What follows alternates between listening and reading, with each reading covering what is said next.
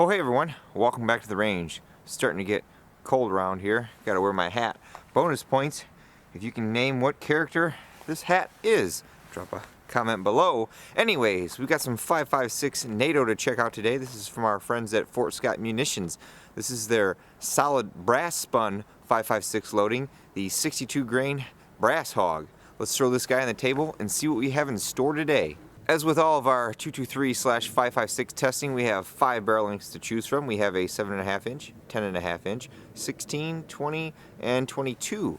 The 20 inch actually is a PSA premium upper. It has the FN thick chrome lined 1-to-7 twist 5.56 barrel on that. We had a lot of complaints that the DPMS heavy barrel that we were using had low velocities, so we're going to see today which one actually has the better velocities, and I think from then on, if we do show that the FN barrel has better velocities, we'll just completely stop using the DPMS.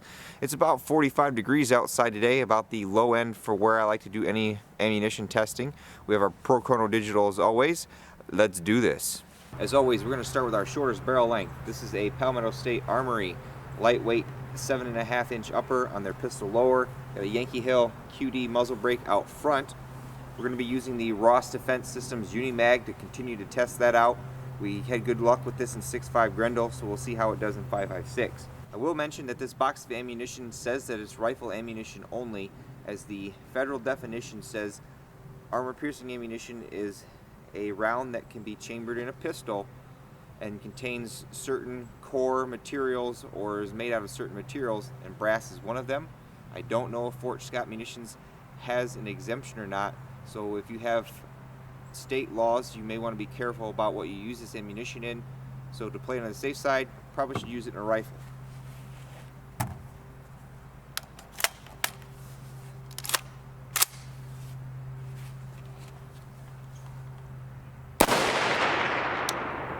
.21-36, 2109, 2099, 2116,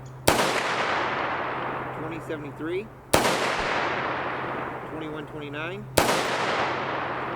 2103, 2116, 2113, 2116. I think I fired too many shots out of that string. Oh, we're perfect. Pretty good velocities. Let's go to the 10.5 inch. And now our 10.5 inch SBR. This is another Palmetto State Armory upper on their no step-on snick lower. We've got a Trijicon MRO with their riser up top. We will have to run a regular standard aluminum GI mag, as this particular lower has a slightly tighter than normal mag well, so the Ross Defense Systems Unimag won't fit in it.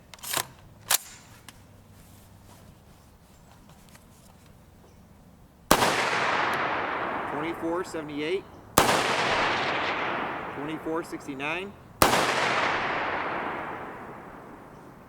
24-96, 24-42, 24-60, 24-50, 24-50 again, 24-82, 24-50, 24-92. And now our 16 inch AR. This is a Stag Model 1L, has a 1-in-9 twist upper, got an EOTech on there, got a Hyperfire 24C trigger on this one.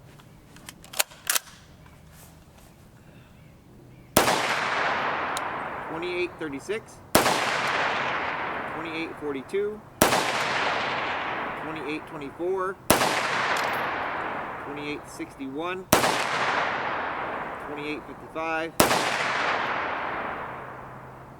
28-36, 28-67, 28-30, 28-55, 28-36. So far pretty good feeding from the Unimag here. Although with the left side eject, I keep smacking the crap out of my monitor there. I gotta be careful with that. Alright, and now our PSA Premium Upper. This has the 20-inch FN 1-in-7 twist barrel on it. Don't have an optic yet for it, so I found my old carry handle and we threw that on there. Still rocking the same lower. Back to the Unimag again.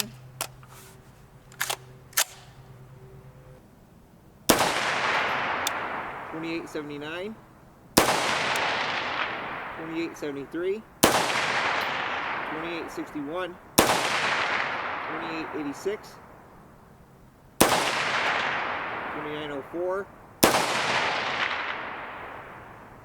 $29.04 again, $29.11, $29.04, $28.98, $28.98 again. Alright, we switch back to the DPMS heavy barrel. This has an insanely thick barrel on it. It is only 1-to-9 twist, and I do not believe it is chrome lined. Still using the Unimag. $28.61, $28.30, $28.49, $28.42, $28.61, $28.67, $28.49, $28.24, $28.07.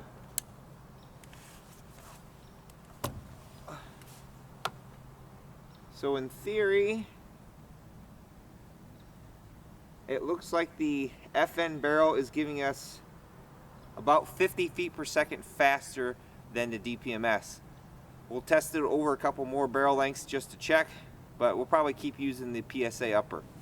And finally, our TC compass. This has the 22-inch barrel.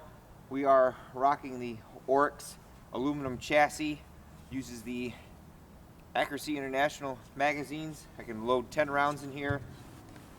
So far, very impressed with this chassis system.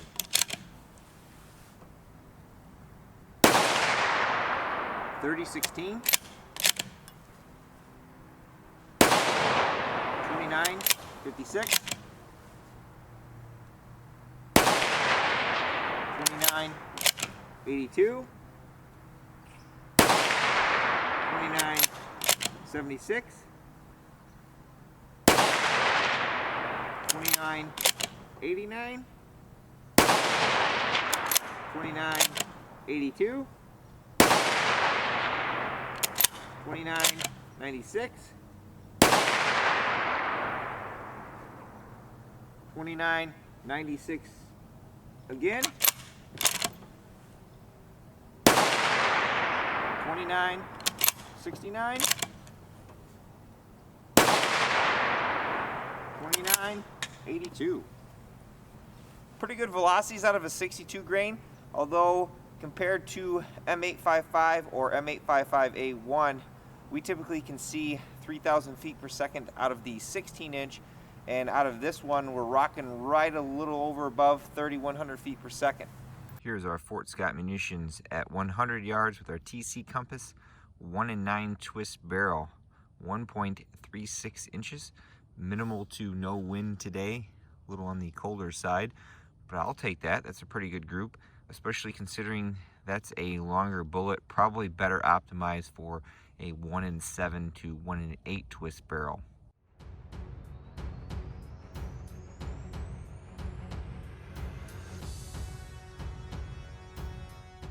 And now the fun part. Let's shoot the Fort Scott Munitions brass hog into some clear ballistics gel. We have our 6x6x16 10% equivalent block down there.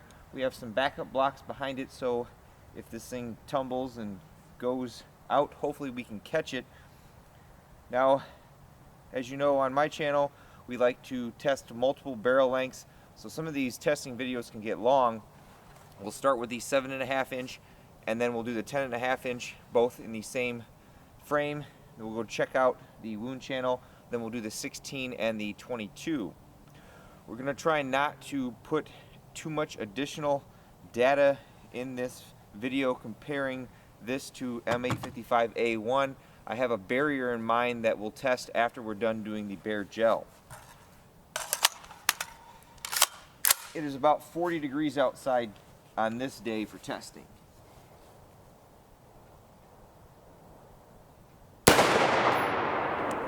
Velocity 2063. I think I might have hit way off to the side. We'll go check. Luckily we have spares. And now our 10.5-inch upper. We'll put this on the right side of the block. Velocity 2446.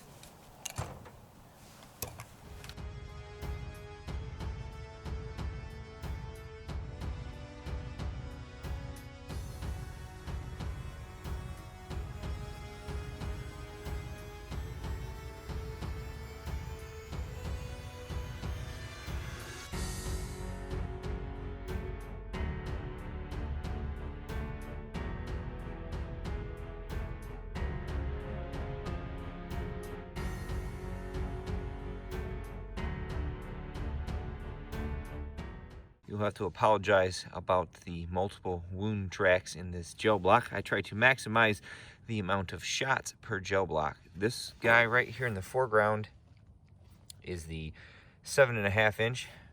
Very wide wound cavity there. It's obviously tumbling.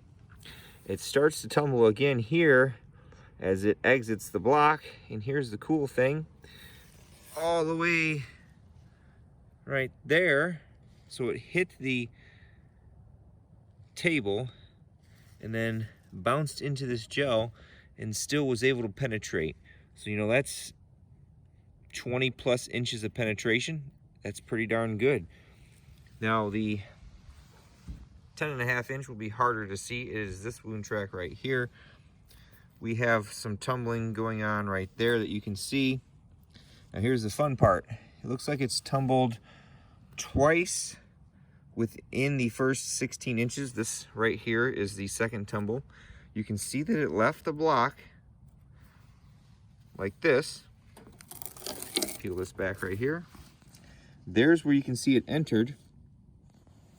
And then here's where it travels up right here and gone. Interesting. That is an insane amount of penetration. I wonder if with the 16-inch or longer, if we're going to get any fragmentation, because brass can be pretty brittle, or if it's just going to keep tumbling. I have a feeling based on the product description and prior testing of Fort Scott's things, it's just going to keep tumbling. We'll put a fresh block in there for those two so that we can get a good idea. Here is the recovered 7.5-inch round. You can tell that it hit the table by the wipe mark there on the bullet. But that thing is long. So now we'll step up to our 16-inch barrel. This is a Stag Arms Model 1L left side eject. I'm trying to make sure we go for right around the middle of the block.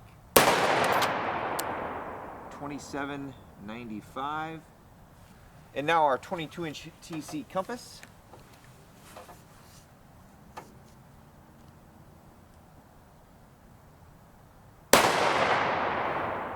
Velocity 3023.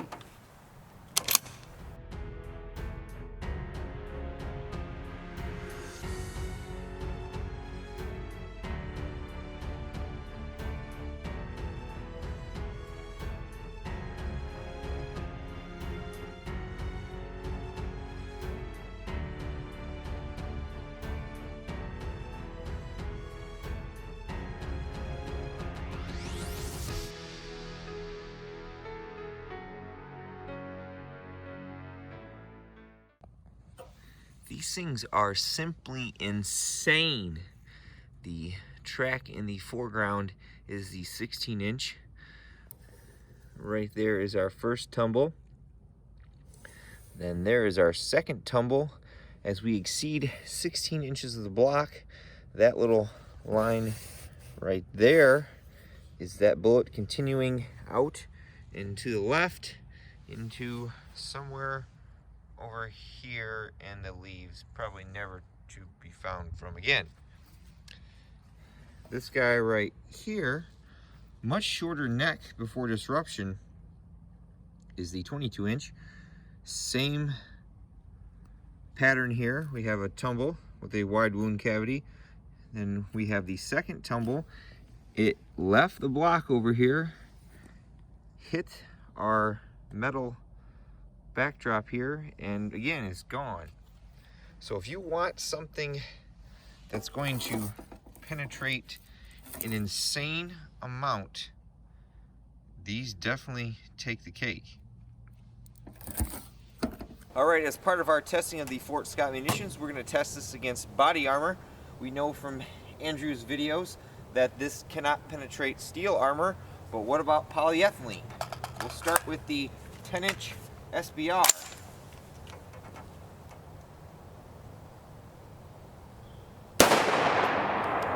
Velocity 24-28. I'll go move the plate around so we get good velocity readings. And now our 16-inch barrel.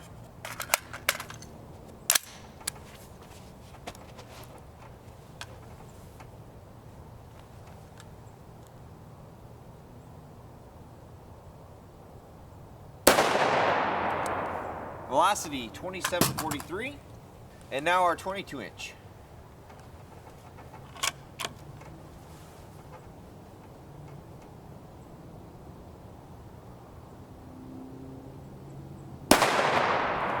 $29.62. We are still using the Shot Stop Level 3 Plus backpack insert. Here was the 10-inch, here was the 16-inch, and here was the 22-inch. There goes my strap. See if I can get this off without making the camera jiggle around too much.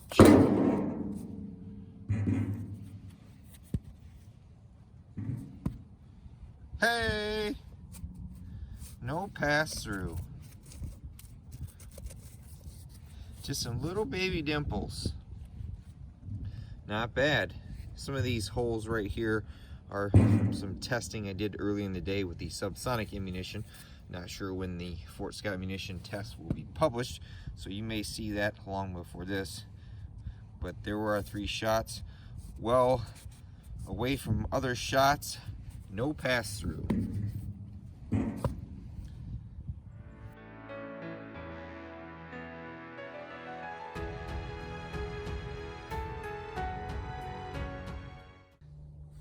All right, I have 15 3/4-inch pieces of standard pine construction board, spaced approximately 1 inch apart from each other, give or take a little bit of slop there. I constructed this over a 2-hour period. Forgot they turned the air off in the shop, so I had to pilot drill and screw every one of these that you see here. It's not too bad. Some of the boards slide in and out, but we'll take a shot with some of our 5.56 against this. I don't know if I have enough wood here to stop it. We're gonna find out. Since you won't be able to easily tell what's happening if I take all the shots and go look at it, we'll take a single shot from each round and then we'll go inspect our wood. Now our Fort Scott Munitions solid brass spun. We'll put this right below the M855. I'll aim just a little lower in case this decides to go up, but I have a feeling this is gonna go straight. Velocity 24-46. Pretty much I'll spoil it for you. We penetrated all 15 of these pieces of pine, and plus this 2x2 on the back here. You can see a fresh hole there that was not there before. So wow, straight line penetration through all of that wood with pretty much no deviation there, no upset. Pretty impressive. And now we'll use our 16-inch for our Fort Scott Munitions solid brass spun. You can probably tell this is on a different day. I ran out of light.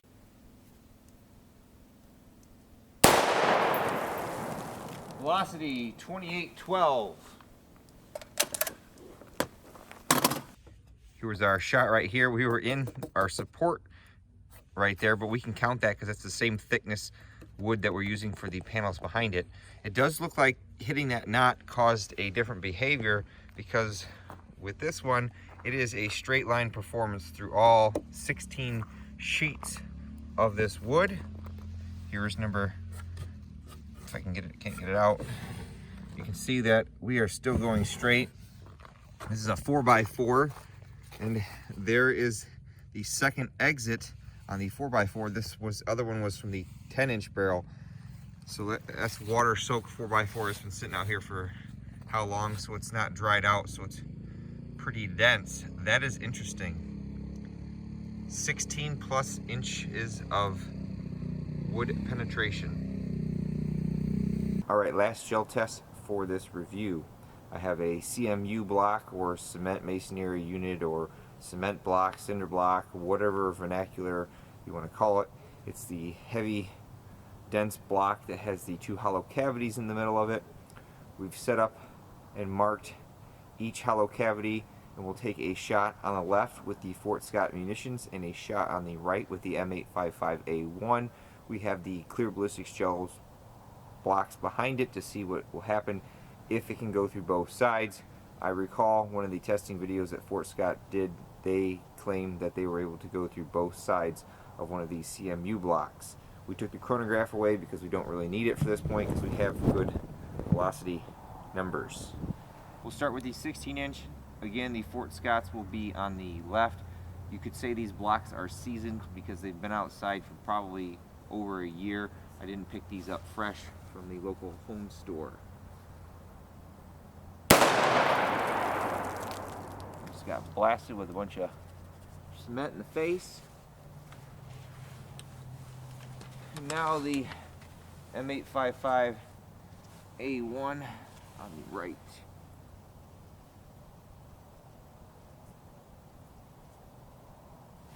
Put my, there we go.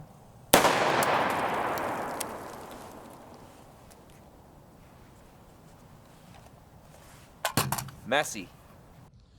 Here was the Fort Scott's hole, and here was the M855A1. Any takers? There's the inside of there. There is no pass through there. Here is our recovered bullet.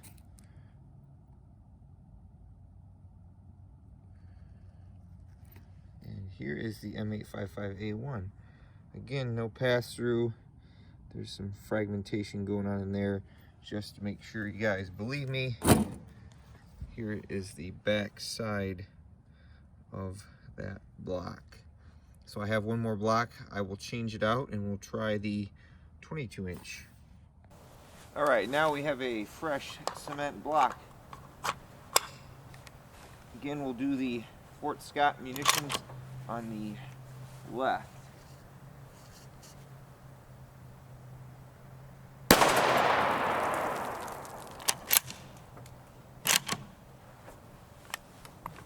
And now the M855A1.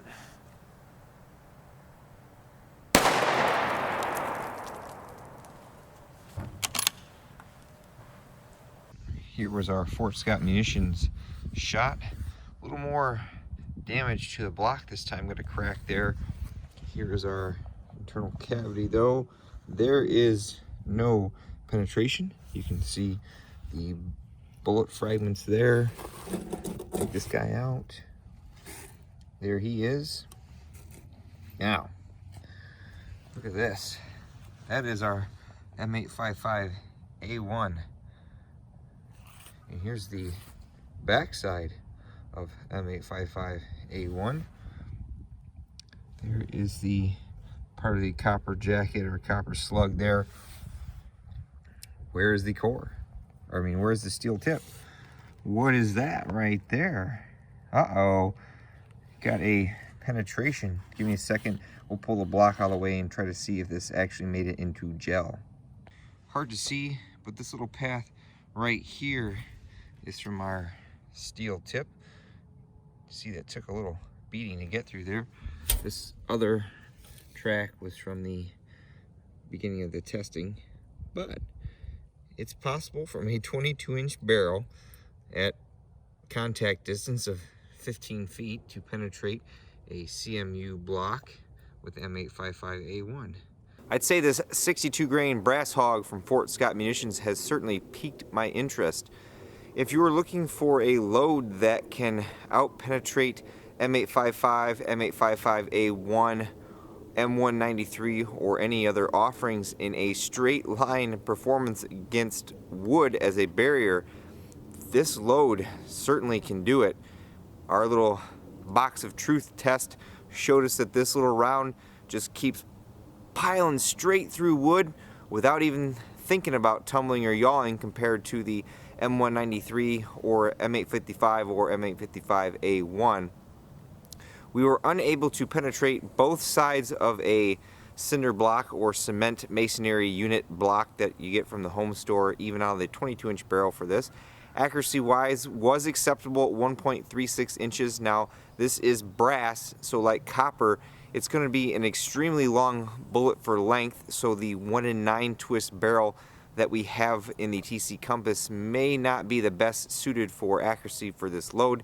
Your mileage may vary. So our penetration depths were always over 12 inches no matter the barrel length that we decided to use them out of. I apologize in advance if this video is over 20 to 30 minutes in length. I try to cover an extreme amount of data in here. I think maybe what I'll do in post is cover some of the other aspects of the different bullet types that we tested this against in other little movies, and I'll put some cards or something in here that we can use to link to them so you're not watching 45 minutes of footage just to figure out about this guy right here. I'd like to thank Fort Scott Munitions for providing us with this ammunition to test, my Patreon supporters, and you all for watching. I'll tell you what, like we did with the VLC load in the 5.7x28mm a little while ago, I have one opened box of this left. If you can own this in your state, remember this is rifle only ammunition because it is a brass projectile.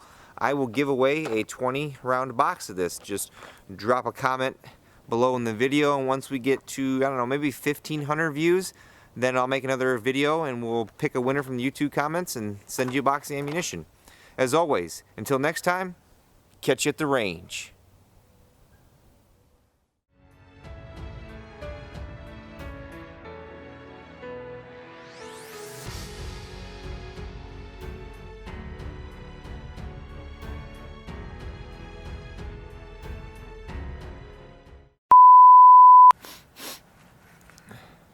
Oh hey everyone, welcome back to the range. Got some 5.56 to test today. This is from our friends at Fort Scott Munitions. This is their 62 grain solid brass hog. As far as our bullet performance in gel goes, we had well over the recommended minimum penetration